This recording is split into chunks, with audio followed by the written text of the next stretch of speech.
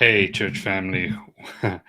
Welcome to day 2 of the fast. I hope you're feeling good and great. And if you're not, well, we're praying for you. Those of you who are fasting, those who are with us in prayer, I hope your prayer time is going great. I hope you're having great times with the Lord, Bible reading. Just really hope that everyone is doing well, especially those on the food fast or liquid fast. I think there might be a few of us, and those on the vegetable fast. God bless your heart, because that's more torture than fasting or the other stuff for me. But what I wanted to share for the encouragement today is, it's Friday, it's weekend. Friends are probably going to say, "Hey, come, let's go out, let's go eat a bite," or the weekend is kind of our downtime. Um, and it might be tempting and you're like, oh man, why did I ever do this? Why did I listen to pastor? But I want to remind you the core behind a fast is sacrifice. And I want to read to you something that's really blessing my heart when I think of going through a fast is Ephesians chapter 5. We'll start at verse 1. And it's a amazing read to me. It says, "Be ye therefore followers of God as dear children, and walk in love as Christ has loved us and given himself for us an offering and a sacrifice to God for a sweet smelling savor." You are sacrificing right now. But what's happening is the more we sacrifice of ourselves, just think of it this way: the more we sacrifice, the sweeter we smell.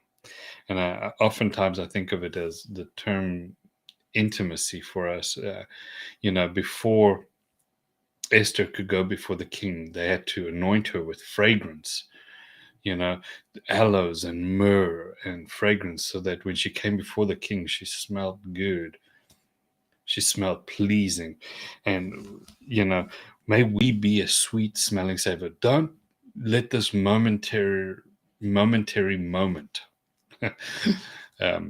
how you like that? Put that in your dictionary.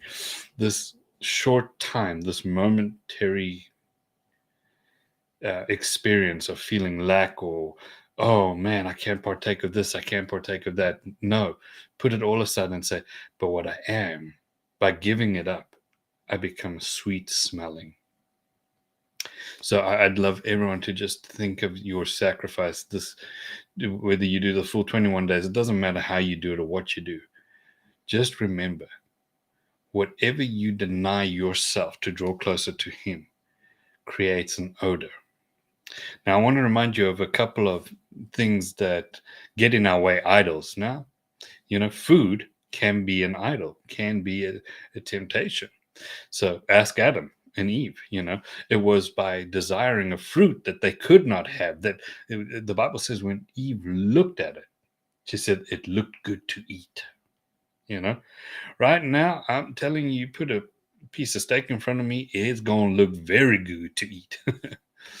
And another thing that we've talked about on Wednesday, and that is pride. Ask Nebuchadnezzar. His pride turned him into a beast.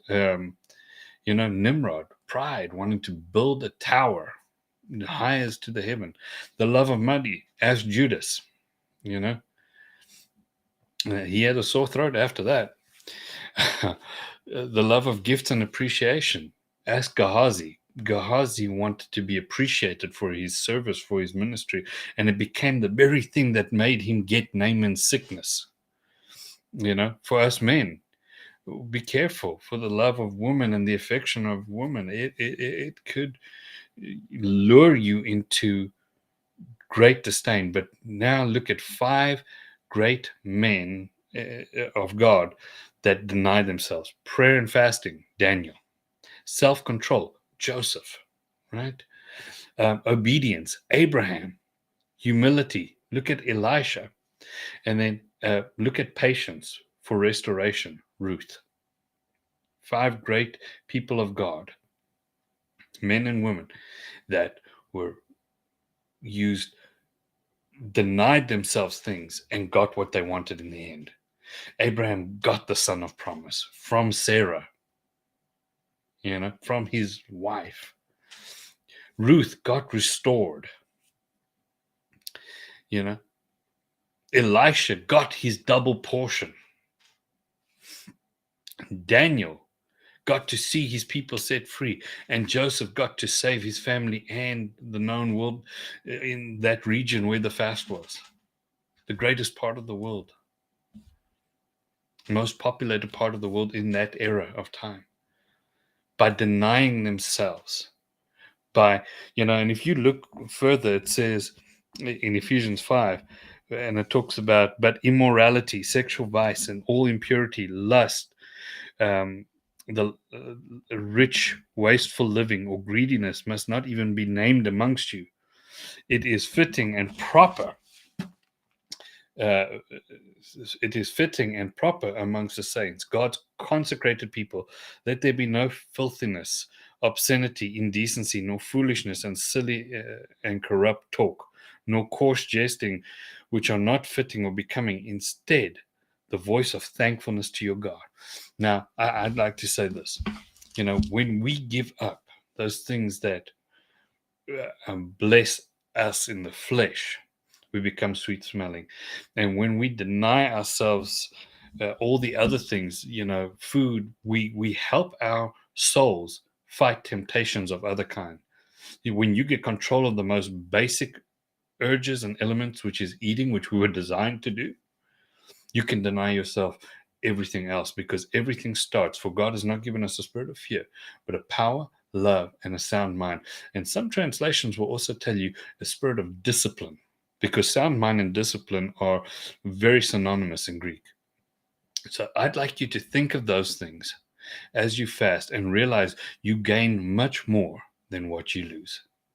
Well, God bless you. I pray tomorrow I'll be back with another short one, and then Sunday I'll see you in church and I'll encourage you there. God bless you.